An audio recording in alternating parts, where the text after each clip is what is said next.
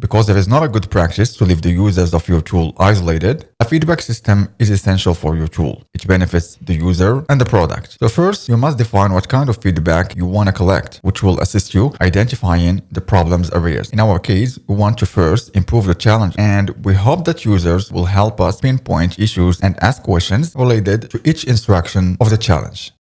After brainstorming with Matt, the backend developer, we worked to define the key components of the feedback system, where a user can report a bug on the tool, a user can request feature integration, a user can ask a question about a challenge, a user can ask about the instructions of a challenge, where its reported content will include the instruction in question, its type, and its description. After defining the key elements on the feedback system, we decided to use GitHub discussion feature and divided the categories into bugs, challenges, and changelog. Let's just focus on challenges.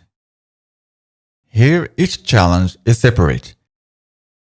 If we click on the first one, we'll find a screenshot of the challenge and its details. Here we have the issue template, which provides a structure for how the user will report a problem, maintaining a structured question and highlighting the instruction that contains a problem or needs enhancement. So the challenges exist as GitHub discussions, but the user has to do this manually, which is not ideal. We have now decided to collect feedbacks from the device editor using the same issue template from GitHub discussions and help the users to generate the issue automatically instead of forcing them to make it manually. Let's see this in action in a use case scenario. Let's just assume that I'm a student passing this challenge, and I want to ask a question about this instruction here that says, use the corresponding variable that sets a bold font weight. I'm writing bold in the CSS, and the text isn't passing. I will click on the three dots here, then click on Ask.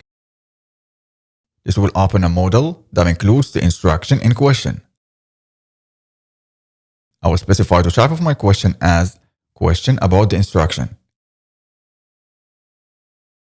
I will write my question. I'm using bold as a value for font weight, but if it's not passing. Generate the question. I will then have a generated issue. I will copy it.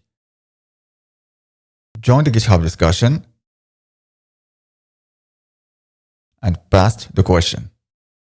Now you have a well-structured and organized issue, which allows us to accurately identify the issue from our end and provide assistance to the user in resolving it, where in this case, the user should use the variable bold from variables instead of using the bold keyword.